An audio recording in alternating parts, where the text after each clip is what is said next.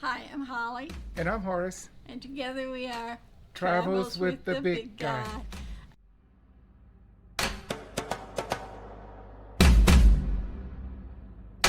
Today we're going to share with you the travel requirements that we had to jump through to get here to Uganda. So, hopefully you will enjoy the little bit of work that we have to do in order to get to Uganda, getting a visa. Let's get started. Okay, so the first thing that was required for us to travel to Uganda was to get a e-visa. You have to get it. It's an online visa. You have to get it. We had to get it before we even leave the house. You cannot, contrary to what you might see in your research, there is no longer an entry visa in Uganda. They will turn you away at the airport if you don't have the visa. So it's an online visa. It requires some information. You can fill it out, passport, whatnot. But there's one of the requirements was that we had a yellow fever vaccination. So Horace and I got the yellow fever vaccination. We had a little bit of trouble finding a clinic that had the vaccination, but we got it done. And they give you the yellow card so you can, stash it away. I don't know if you'll ever need to show it to anyone else, but you do need to show proof of that on your online visa. The other medicine that we decide to take, it's not required, but it's recommended as malaria medicine. So we take a little pill every day, and we found out here just a short time ago, the malaria really is a real thing here. So we will gladly take that little pill every day. Another requirement for the online visa is you have to show proof of an exit ticket. So just make sure the exit ticket, you have to make a copy of it, and they will ask for it. All this information you can find on the online visa application form right here. It walks you through it, and it's supposed to be pretty easy. It's a little time consuming, but it will walk you through it. A little tip that we just found out yesterday was that if you take a photograph of your documents that are required and then send them to yourself on WhatsApp automatically compresses the documents or the photographs and then send it back to yourself, and you can download to the document. So that was something we just found out. When the form's all filled out and you've submitted it, you'll get an approval letter from the immigration of Uganda, and it just gives you permission to basically come into the country. You have to print it out and carry it with you. We had to show it in Houston before we ever left the States. They're the ones that wanted to see it, but we did keep it on us the rest of the duration of the flights, but I don't think anyone else asked us for it. But again, it's a visa online. There is no such thing as an entry visa. So just remember that. So the next thing we had to choose was a round trip or a one-way ticket. And I guess you want to know what's the difference whenever What is the difference? Oh, man. Well, round trip, when we've never bought. The round trip says, for people who go on vacation, I'm coming back to my home destination where I left from, whatever airport I left from. We normally buy one-way tickets because we're going to another destination. We're still looking. Yeah. So when you travel one way and you're going to a visa country, or most of the countries where it's a limit on how long you can stay, they want to know you have an exit ticket. So we have to pick out that next destination. The things that we have to consider with landing, and we've done this a couple of times, is what is going to be our time of arrival at our destination airport. Right. Then in the middle of the night, if it is, we have to make arrangements to try and get pickup. Right. And then the other thing is how much of a layover we might have between connections. That's true, because we saw as many as 18 hours at some locations, and that's a long time. So you do you. Yeah. But so the next thing we're going to talk about, we're going to come around to how to find the cheapest ticket. Let's talk about that in a second. Hey, let's talk about some ticket purchase tips, Holly. What do you think? When we travel, I try to clear my browser and then turn on a different VPN from a different country, you know, and go back in and look for tickets and compare the ticket prices, looking at at my VPN from a different country. Instead of being in, the United States, yada yada, I try to go through Colombia or Mexico or somewhere like that and see if my browser says that if I get a better price on tickets. So I compare that way. Yeah.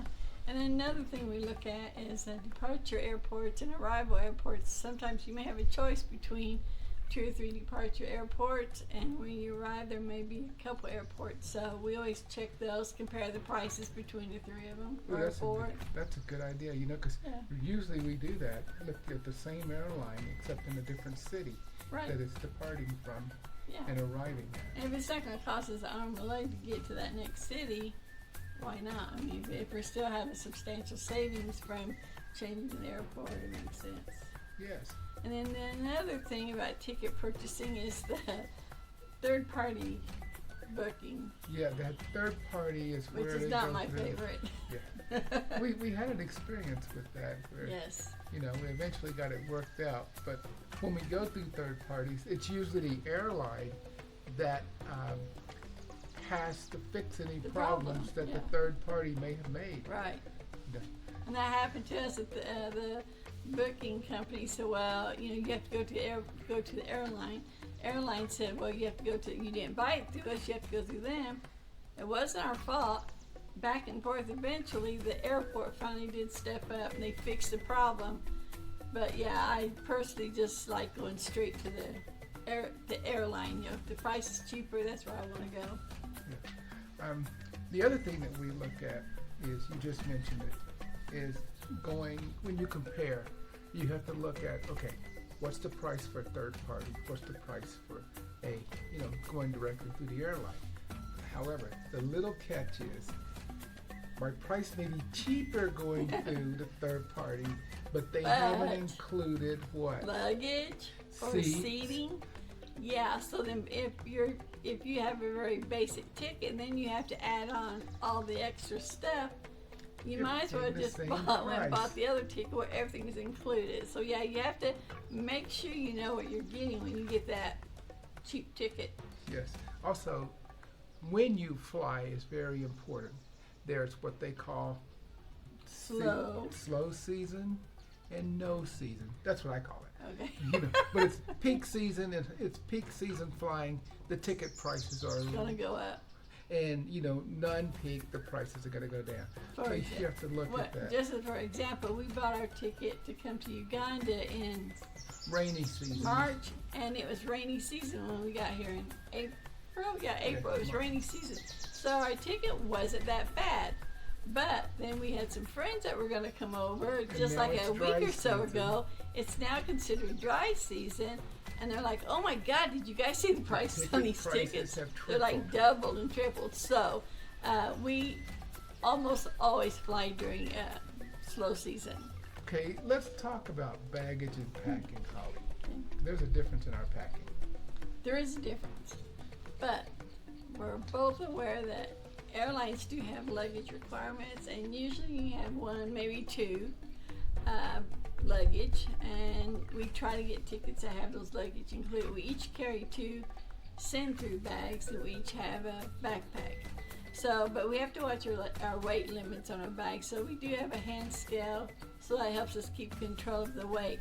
And since we travel so much, everything we have are in their suitcases, so it's not like we have room to buy souvenirs and junk. So we know what's in our suitcase.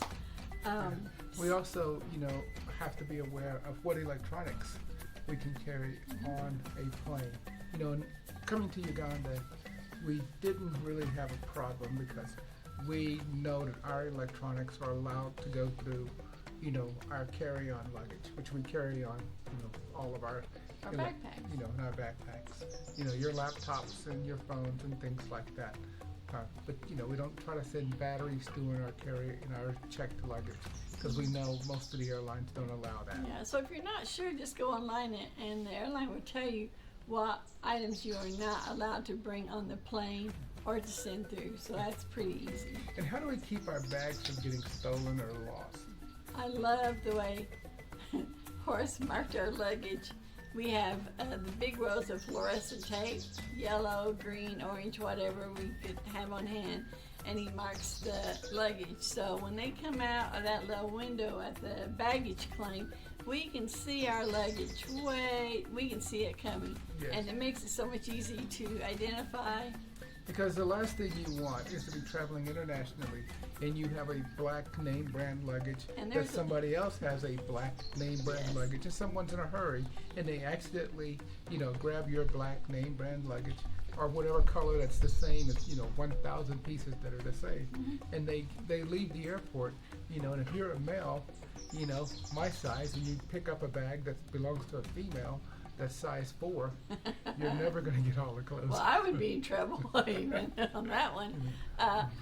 So then the next thing is, how long are we allowed to stay in the country? Oh, that's we look at that 30 really days, close. 60 days, 90 days. We like to stay at a minimum 90 days. 60 to 90 at a Yeah, minimum. because you can get settled in. It just makes sense, and it works a lot better for our budget because we're on a budget income. So that works better with a long stay. The thing that we've recently done is, before we travel to a country, we ask ourselves, do they allow an extension? Right. If it's a 90-day, do they allow another 90-day extension? And we're still working on that. Yeah, that's gonna be another story, but we'll talk about that We'll later. talk about that later. So now, where are we gonna stay when we land? Oh. That's you, because you have requirements that I don't have. That usually falls on my shoulders. But Airbnbs. I didn't know a thing about Airbnb. We didn't know a thing about Airbnbs until we started traveling, and now Airbnbs are our Best friend. best friend. We found this lovely Airbnb here in Uganda. But anyway, the things we look for, you have to make sure your Airbnb is, if it fits in your budget first, what it offers, make sure you read the reviews, check the area it's in. So we do that. We make sure we're on the computer a lot, so it's definitely got to have a good internet connection. Yeah, because you write blogs about different areas that we stay in that people can see at www.travelswiththebigguy.com. In addition to that, one of the things we look at is, we like to be able to walk to the store. Yes. So we look for neighborhoods. Yeah, we where, check the surroundings. Yeah. So you can use your Google map and sort of do a street view. That was something I didn't know anything about until Horace showed that to me. You could actually go into the address or the neighborhood of your Airbnb you're looking at, and it shows you the surrounding streets, if there's any stores around it. Yes, So that's another way to check it out. I think at one of the places we were looking at, not here in Uganda, but in another country, we looked and we decided that it just wasn't what There we were was looking. nothing There was nothing there. There was nothing. And we deemed it not to be as safe as Yeah, we because really we want to go get coffee. We like coffee shops. We want to be able to, here we can walk up to the end of the street, go to a little store to grab a couple things if we need. And there's stores nearby, so it's all stuff. Whatever is important to you, just read the reviews and check it out. Yeah, you really have to read those reviews about how safe the neighborhood is. And there are some websites where you can go and find out how safe the neighborhood is. Right. We stay in working class neighborhoods. Yes. We like. Which basically working class means, that people get up in the morning, they, go to work, they come home, the stores we look at sell groceries and clothing, but they don't sell souvenirs. Right. You're not going to see a souvenir here. not in where we are. Okay. So the next thing, it kind of goes along with cell phone service. Yeah, so So cell phone service. that's a very important thing. Everybody has a cell phone, small, medium, big. The question that you have to ask yourself is, does your current plan work in the country where we go? And our service. Our service has worked pretty much for it has worked every country. Yeah. And I'll tell you who it is, it's T-Mobile. Sometimes it's Love slow T-Mobile. data, but it still works. There may be days, but for the most part, that company has worked for every country we've been in. Now, the question that you ask yourself is my phone locked or unlocked? Okay, because we use SIM cards, and when you go to a country, if your phone is a cell phone that uses a SIM card, you can remove that SIM card if your phone is not working. Purchase a SIM card. As long as you go to a service provider, take the proper identification, such as when you're traveling a passport. They can give you they can sell you. Yeah, they're not going to give you anything. A SIM card. Let's talk about transportation. Let's talk. Okay, so let's talk about the types of transportation that are available here in Kampala, Uganda. Okay. We have Uber. Uber is here. Yes. Works fine. We've had lots of success with it. Really nice drivers, nice people. Really, and we found that a lot of Uber drivers, well, we've Uber had really good luck. Really good luck. We've got Uber, there's Safe Car, There's Safe Car. there's Bolt, Yes. there's taxis, And there's what they call Safe Boda, which is a motorcycle. motor scooter, And then there's Boda Boda. And which is that's, I guess, Safe Boda is regulated. The Bodas aren't. That's just they're the everyday unofficial ride unofficial ride. in the local neighborhoods. Yeah, anybody in there, if you need something from the store, you can yell at a Boda. It's sort of like never having to leave your house, because if you ride a Boda Boda, you can get their phone number. Right. And if you need something from the store, you just call them. Yeah, they'll bring do it your to shopping for you. They'll shop for you. But If you need, something from the local vendor, that's the local street vendor, like something to eat, they'll bring it to you. if you give them a price, Yeah, they'll go up. You can even call the local street vendor and tell the Boda to go up and pick it up. yeah. So I mean, they're a necessary part of livelihood around here, really. Oh, they are. They're just but- not regulated. That's the only thing that but we've been told. It's just a little crazy that there's so many Bodas on the road, and So cars and many trucks, motorcycles, yeah. and it's it can be a mess when it's raining. The traffic, you're right up next to the next Boda. The traffic in Kampala, I'm told, is it's some of the, we've been in a bunch of countries. This is some of the thickest traffic I've ever seen. Yeah, because you have like five intersections. It's not just four. You got maybe 5 intersections, and if you've got like 5 or 6 lanes on each side, it's crazy. And I don't know. They know what they're doing. We haven't seen any wrecks. If you bump into somebody, they go, "Oh, I'm sorry about that," and they go on. But the thing that I'd like to say is that if you are coming to a country, would you agree that check out what ride apps they have? Oh yeah, definitely. Do the review on the ride apps and download them before you get to the country. Find out, what they need. Some rideshare apps, like Uber takes a credit card. Some rideshare apps that in countries where we've been, it's you negotiate how much you'll pay for the ride. The same as the Boda Boda. And some rideshare apps it's more, they determine, because of, it's a personal ride, and you sit there and you negotiate. Mm-hmm. But again, if you haven't taken a Boda Boda in Uganda, you gotta take one.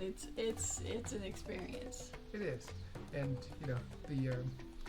So I should have mentioned this when we talked about luggage. I forgot one thing. We always have adapters.